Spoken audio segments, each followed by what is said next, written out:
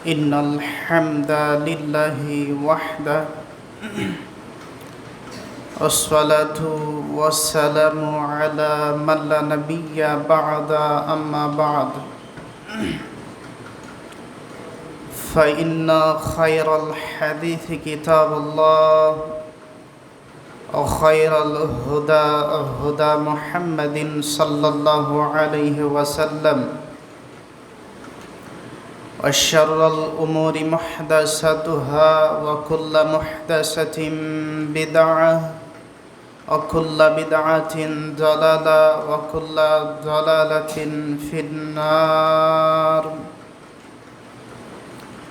فأعوذ بالله من الشيطان الرجيم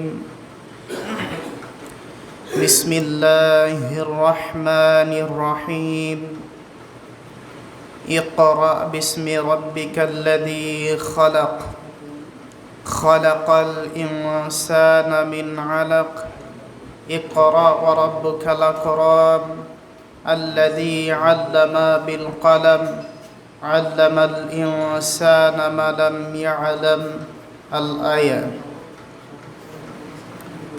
وقال الله تعالى قل هل يستوي الذين يعلمون والذين لا يعلمون الآية وقال الله تعالى فاعلم أنه لا إله إلا الله الآية عن معاوية رضي الله تعالى عنه قال قال رسول الله صلى الله عليه وسلم من يريد الله به خيرا يفقهه في الدين رواه البخاري وعن أنس بن مالك رضي الله تعالى عنه قال قال رسول الله صلى الله عليه وسلم طلب العلم فريضة على كل مسلم رواه ابن ماجه بإسناد صحيح عن أبي هريرة رضي الله تعالى عنه قال قال رسول الله صلى الله عليه وسلم إذا مات الإنسان انقطع عنه عمله إلا من ثلاثة إلا من صدقات جارية أو علم ينتفع به أو ولد صالح يدعو له رواه المسلم উপস্থিত চলমান সভার যোগ্যতম সভাপতি সাহেব, মঞ্চে উপবিষ্ট ওলামায়ে ইকরামগণ, সম্মানিত অতিথিবৃন্দ, সামনে বসে থাকা দিনী ভাই সকল, শ্রেণীর ছাত্র, প্রশংসা আল্লাহ তাআলার জন্য। শান্তি অবতীর্ণ হোক আল্লাহর রাসূলের উপর সাল্লাল্লাহু আলাইহি ওয়াসাল্লাম। আজকের আমার সংক্ষিপ্ত আলোচ্য বিষয় ইসলামী শিক্ষা বনাম জেনারেল শিক্ষা। উল্লেখ্য বিষয়কে সম্মুখে রেখে এক গুরুত্বপূর্ণ তথ্যবহুল বিবরণের চেষ্টা করব ইনশা আল্লাহুল আজিজ, আমা তাওফিকি ইল্লা বিল্লাহ। আলোচনা শুরু করার পূর্বে আপনাদের সম্মুখে গুটি কয়েক কথা বলে আলোচনা শুরু করব ইনশাআল্লাহ। আমি যতক্ষণ আলোচনা করব সকলেই আমার কথায় হ্যাঁ না ধরবেন ইনশাআল্লাহ ইনশাআল্লাহ। আর মনোযোগ এই দিক ওই দিক করবেন না, আমার দিকে এক খেয়ালে চেয়ে থাকবেন।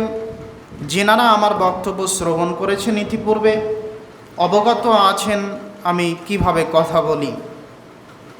সম্মানিত উপস্থিতি, কোরআন এবং সহিহ সুন্নাহ থেকে সংক্ষিপ্ত সময়ে আমরা চেষ্টা করব জানার যে ইসলামী শিক্ষা এবং জেনারেল শিক্ষা, ইসলামী শিক্ষার গুরুত্ব এবং জেনারেল শিক্ষার গুরুত্ব এবং এর সমন্বয়ে কোনটা আমাদের জীবনে বেশি উপকারী এই বিষয়টা আমরা জানব। তার পূর্বে আমরা জানব যে ইসলামী শিক্ষা এটা কি। সম্মানিত উপস্থিতি, ইসলামী শিক্ষা হলো ফারজে আইন। কি বললাম? ফারজে আইন। এটা মাথায় রাখবেন। ইসলামী শিক্ষা কি? ফারজে আইন। আমার সঙ্গে কথা বলেন। ইসলামী শিক্ষা হলো ফারজে আইন, আবশ্যিক। এইটা মানুষকে অর্জন করতেই হবে যারা মুসলমান। আর জেনারেল শিক্ষা হলো মুবাহ। মুবাহ মানে ওই কাজ যেটা না করলে গুনাহ হয় না আর করলে নেকি হয় না। কথা কি বোঝাতে পারলাম? জেনারেল শিক্ষা হলো মানুষ যদি করে এই শিক্ষা অর্জন, তাহলে এতে নেকি হবে না, আর যদি না করে তাহলে গুনাহও হবে না।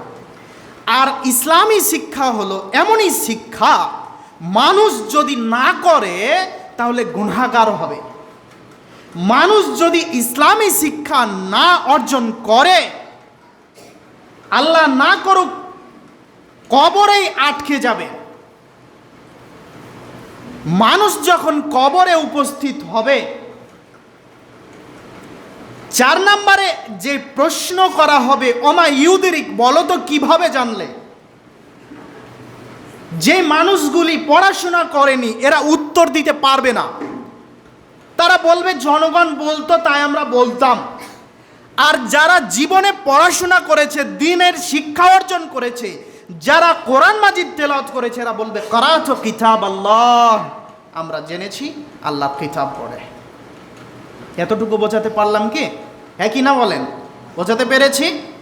ইসলামী শিক্ষা যদি মানুষের অন্তরে না থাকে, তাহলে এই যে অন্তর, এই অন্তরটা মারা যাবে। ইসলামী শিক্ষা যদি না থাকে, তাহলে মানুষের মাঝে ন্যায় পরায়ণতা খুঁজে পাবেন না। ইসলামী শিক্ষার গুরুত্ব এত বেশি, আমাদের নবী মুহাম্মদ সাল্লাল্লাহু আলাইহি ওয়াসাল্লাম পৃথিবীতে আসার পরে আল্লাহ তাআলা যেই আদেশ সর্বপ্রথম করেছেন সেটা হলো ইসলামী শিক্ষার উপরে। ইকরা, পড়ো, জ্ঞান অর্জন করো। জ্ঞান অর্জন করার জন্য আল্লাহ তাআলা বলেছেন, আল্লাহ বলেছেন ইকরা বিসমি রাব্বিকাল্লাযী খালাক।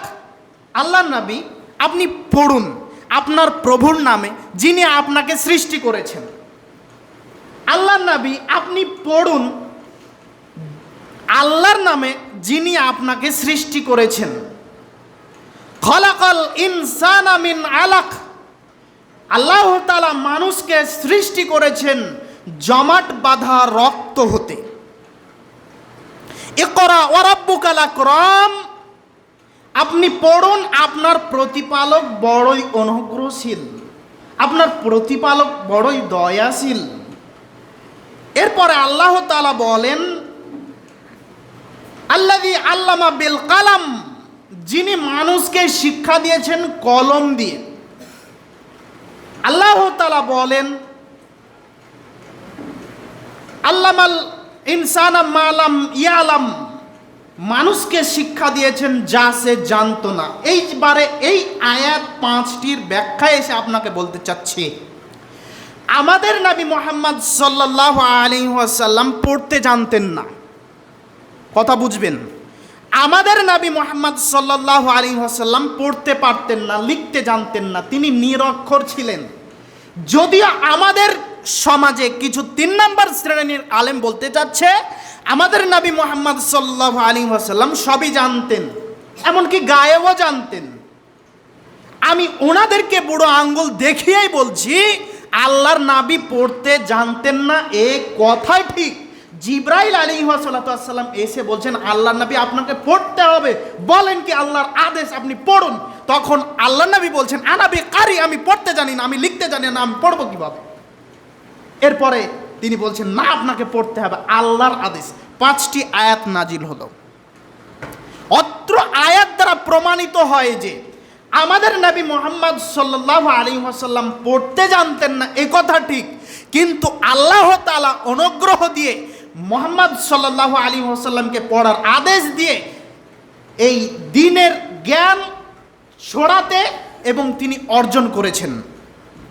সম্মানিত উপস্থিতি, আমাদের নবী মুহাম্মদ সাল্লাল্লাহু আলাইহি ওয়াসাল্লামকে আল্লাহ তাআলা সর্বপ্রথম যে কাজ দিয়েছেন শিক্ষা, পড়া।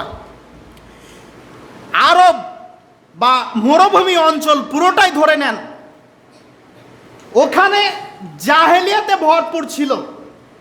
জাহেলিয়াতে ভরপুর ছিল মানে তারা কি লিখতে পড়তে জানতো না? লিখতে পড়তে জানতো, মানুষ লিখতে পড়তে জানতো। এমনকি আবু জাহেল বলে যাকে আপনারা চিনেন, উনিও জ্ঞানী মানুষ ছিলেন, লিখতে পড়তে পারতেন। তবে মানুষের মাঝে যেটার অভাব ছিল সেটা হলো ইসলামের জ্ঞান, আল্লাহর যে ধারণা, এই ধারণা ছিল না।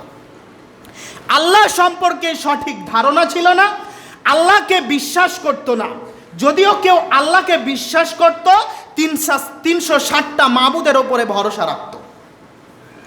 তথা পুরো সৌদি আরবের মাটিতে জাহেলিয়াতে ভরপুর ছিল। ইসলামের অপর নাম আমরা বলতে পারি যে জাহেলিয়াত মানে মূর্খামি, আর ইসলামের অপর নাম হলো শিক্ষা। যার মাঝে শিক্ষা নেই তার মাঝে ইসলাম নেই, যার মাঝে শিক্ষা আছে তার মাঝে ইসলাম আছে, যার মাঝে শিক্ষা আছে তার মাঝে ইসলাম আছে, যার মাঝে শিক্ষা নেই তার মাঝে ইসলাম নেই। সম্মানিত উপস্থিতি, একটু আমার দিকে তাকিয়ে থাকেন।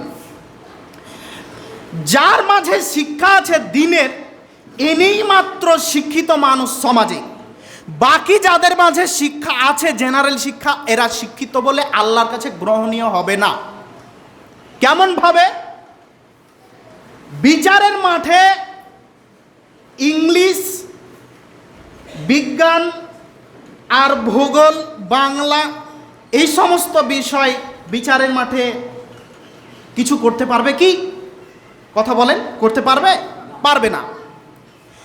আর যদি ওই মানুষটা এই পৃথিবীতেই ওই শিক্ষা অর্জন করার পরে জীবনযাপন করে, এর মেয়াদ কত বলেন? 60 বছর। 40 বছরে চাকরি পায় আর সেটার এক্সপায়ার ডেট হয়ে যায় 60 বছরে গিয়ে, তাই না? 60 বছরের পরে অঙ্কের মাস্টার যিনি অঙ্ক করেছেন, অঙ্ক শিক্ষা দিয়েছেন, ওই অঙ্কের কোনো কাজ আছে? কাজ আছে কি? কোনো কাজ নেই। কিন্তু এই দ্বীনি শিক্ষা এমন একটি শিক্ষা, ইহকালেও কাজ আছে, পরকালেও কাজ আছে। কথা ঠিক না ভুল বলেন তো? পরকালেও কাজ আছে। তাহলে আপনার সঙ্গে আমার একটু কথা হোক, তাই তো নাকি? আপনি বললেন যে এই দ্বীনি শিক্ষার ইহকালেও কাজ আছে, পরকালেও কাজ আছে।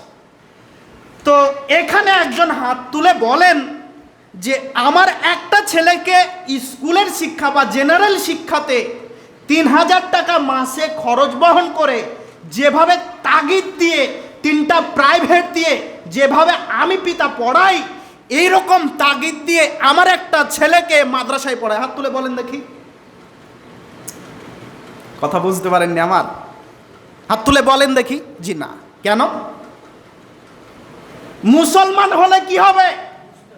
মুসলমানের গতি থাকলে কি হবে? মুসলমানের যে অন্তর, মুসলমানের যে বিশ্বাস, মুসলমানের যে ইখলাস, মুসলমানের যে ঈমান, মুসলমানের যে ভরসা, এটা কোনোটাই আমরা সঠিকভাবে আমাদের জীবনে বাস্তবায়ন করতে পারিনি। যদি আমরা পরকালকে বেশি প্রাধান্য দিতাম, তাহলে দ্বীনি শিক্ষা অর্জন করার জন্য আমার ছেলে মেয়েকে বলতাম।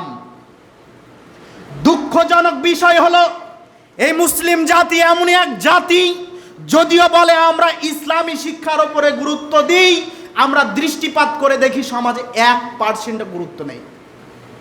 এখন আপনাকে বলি, এই যে ছাত্রগুলো মাদ্রাসায় পড়াশোনা করছে, এমনকি আমাকে আমার ভাইরা বলতো যে ফকিরি পড়াতে দিয়েছে আমার বাপ, এই ছেলেটা জীবনকে নষ্ট করে দেওয়া হয়েছে। ওয়াল্লাহে আল্লাহর কসম, ওয়াল্লাহে আল্লাহর কসম, আমার চাইতে সফলতা পৃথিবীতে কেউ পেয়েছে বলে আমি ইসরাফিল সালাফি মনে করি না। ওয়াল্লাহে আল্লাহর কসম, আমি যেভাবে জীবনযাপন করছি, আমার আরও ভাই আছে তারা এইভাবে জীবনযাপন করছে বলে আমার জানা নেই। আমার পিতা এক সময় বলেছিল, ইসরাফিলকে পড়তে দিলাম মাদ্রাসায়, তার জীবনটা এমনই হলো যে বাড়ি বাড়ি চেয়ে চেয়ে খাবে আর মসজিদে থাকবে, মাত্র 5,000 টাকা মাইনে পাবে। আমার পরিবারে আমাকে তুচ্ছ করা হয়েছে। অতএব আমি আপনাকে বলতে চাচ্ছি, আমাকে যেভাবে তুচ্ছ করা হয়েছে, যারা মাদ্রাসায় পড়াশোনা করে প্রত্যেকটা ছেলে মেয়েকে তুচ্ছ তাচ্ছিল্য করা হয়, আমাদের সমাজে তুচ্ছ তাচ্ছিল্য করে।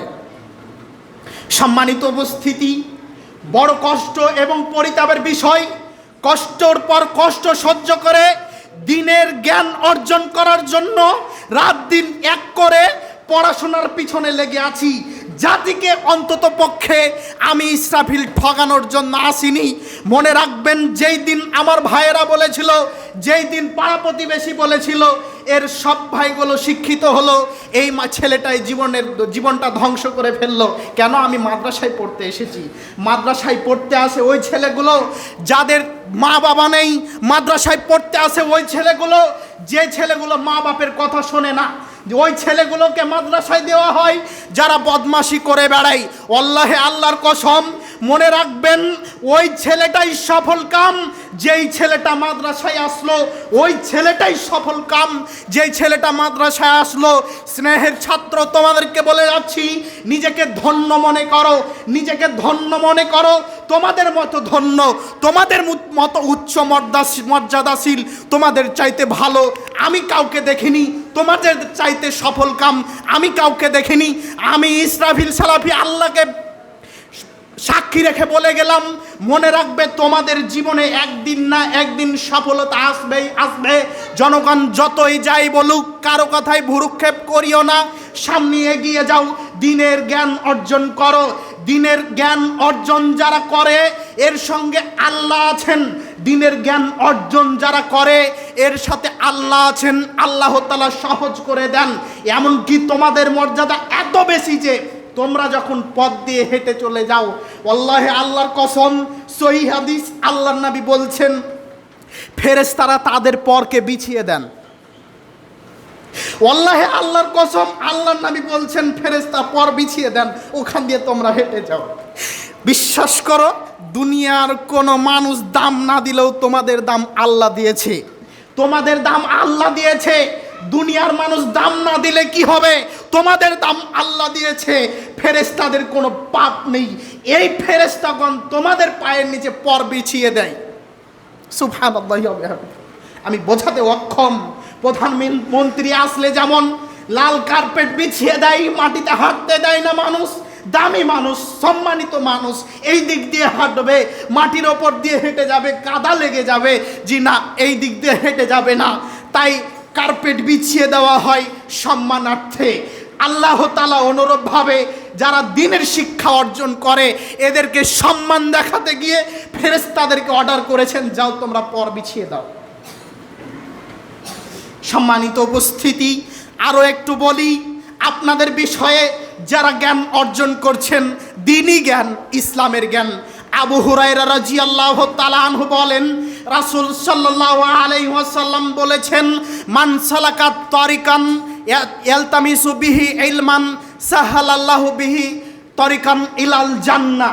যেই ব্যক্তি দ্বীনের জ্ঞান অর্জন করার জন্য আল্লাহর রাস্তায় বের হলো, এই ছেলে তোমাদেরকে বলছি, ওই যে তুমি তোমার বাড়ি থেকে কান্না করতে করতে মাদ্রাসার দিকে অগ্রসর হয়েছো, এজন্যই আল্লাহর নবী বলছেন, যেই ছেলেটা, যেই মানুষটা দ্বীনের জ্ঞান অর্জন করার জন্য পিতামাতাকে ছেড়ে, সবাকে আত্মীয় স্বজনকে ছেড়ে, সব মায়াতে ত্যাগ করে আল্লাহর রাস্তায় বের হয়ে গেল জ্ঞান অর্জন করার জন্য, আল্লাহর নবী বলছেন এই ছেলেটার, এই মানুষটার জান্নাতে যাওয়ার পথ সহজ হয়ে গেল। হাদিস মুসলিম।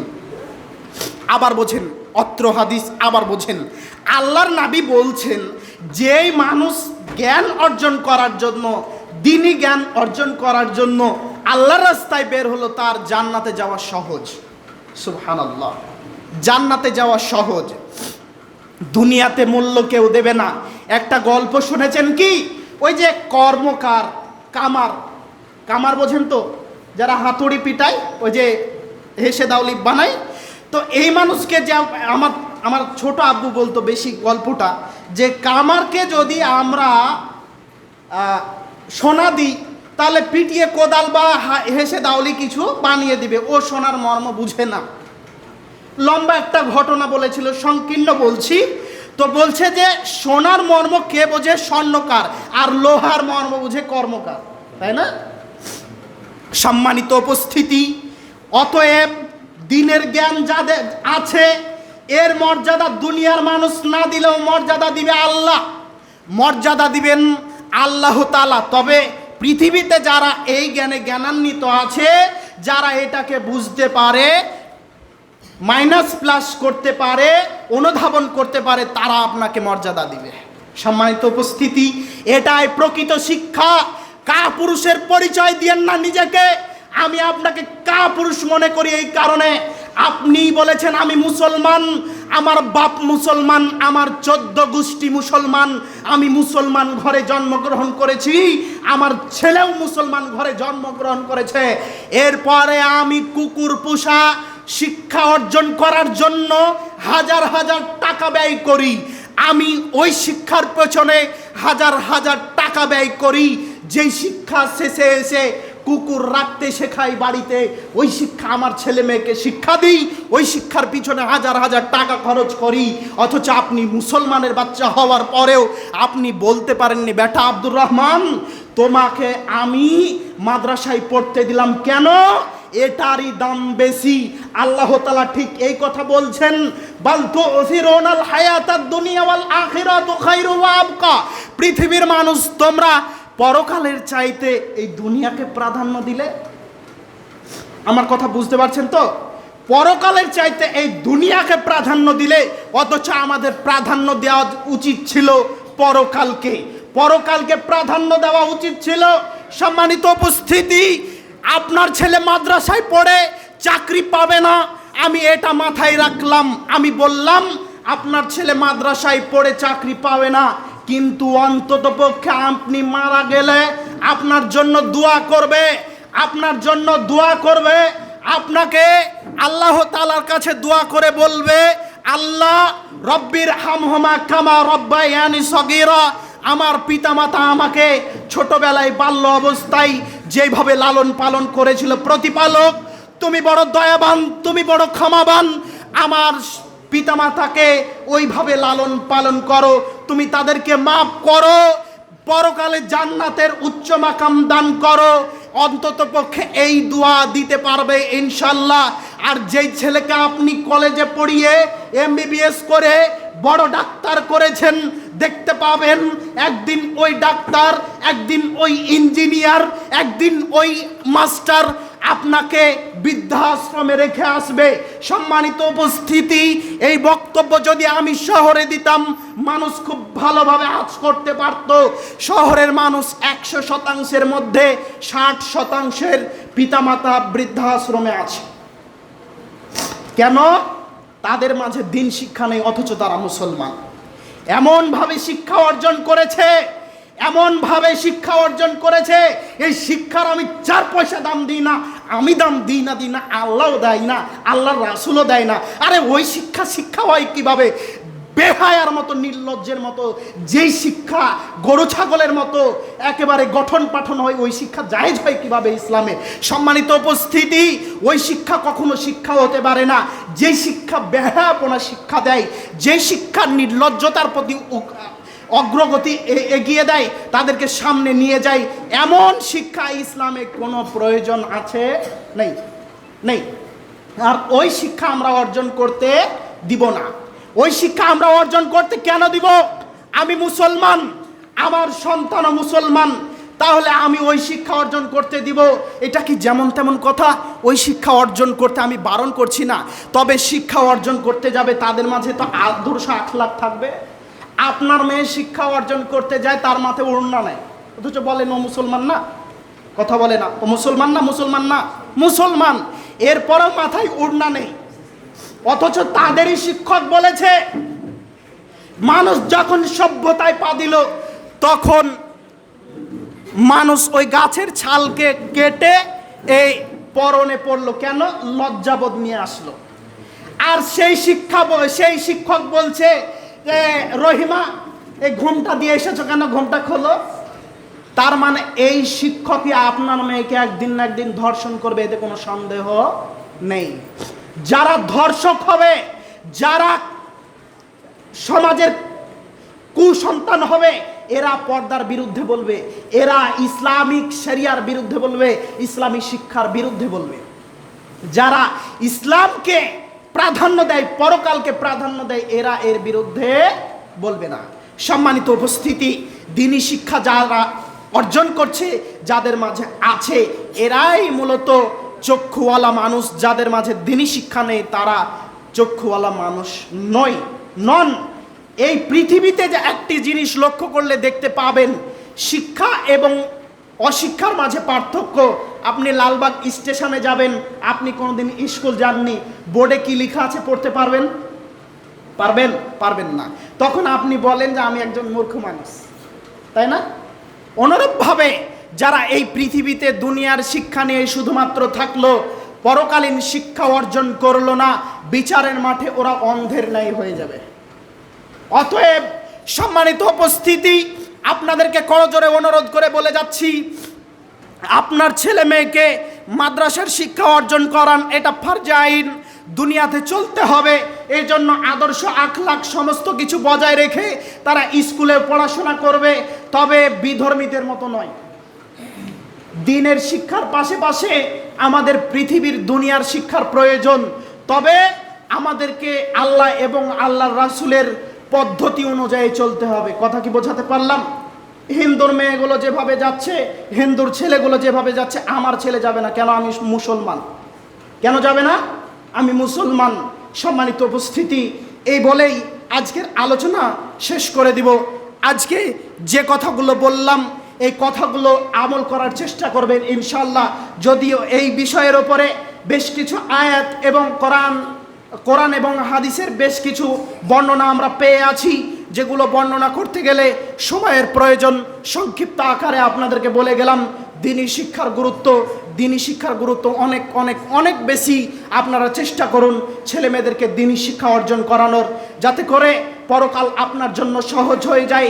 একটি ছেলে আপনার জান্নাতে যাওয়ার জন্য পথ বানিয়ে দিতে পারে, একটি ছেলে আপনার জাহান্নামে যাওয়ার জন্য পথ বানিয়ে দিতে পারে। কেমনভাবে? যে ছেলেটা মাদ্রাসায় পড়লো, এই ছেলেটা আপনার নেক সন্তান হয়ে পৃথিবীতে বিচরণ করবে, আপনি তার থেকে নেকি পেতে থাকবেন, অথচ তার আমলনামা থেকে কিছু নেকি কম করা হবে না। একটি ছেলে আপনি কুসন্তান করে রেখে যাবেন, এই ছেলে পাপ করবে, আপনার আমলনামায় চলে যাবে। সম্মানিত উপস্থিতি, এমন সন্তান আপনি গড়ে তুলিয়েন না যেই সন্তান আপনার বিপদ ডেকে নিয়ে আসে। আল্লাহ তাআলা আমাদের সকলকে কবুল করুন, আল্লাহুম্মা আমিন। আল্লাহ তাআলা আমাদের সকলের দোষ ত্রুটি মাফ করুন, আল্লাহুম্মা আমিন। আল্লাহ, তুমি বড় দয়াবান, তুমি বড় ক্ষমাবান। আমাদের সন্তান সন্ততিকে দ্বীনি শিক্ষা অর্জন করা, ইসলামী শিক্ষা অর্জন করা তৌফিক দান করো, আল্লাহুম্মা আমিন। আমরা যেন আমাদের সন্তানদেরকে আল্লাহ এবং আল্লাহ রসুলের পথ অনুযায়ী চলার পথ করে দিতে পারি। আল্লাহ তুমি তৌফিক দান করো, আল্লাহুম্মা আমিন। আখির দাওয়ানা আলহামদুলিল্লাহি রাব্বিল আলামিন।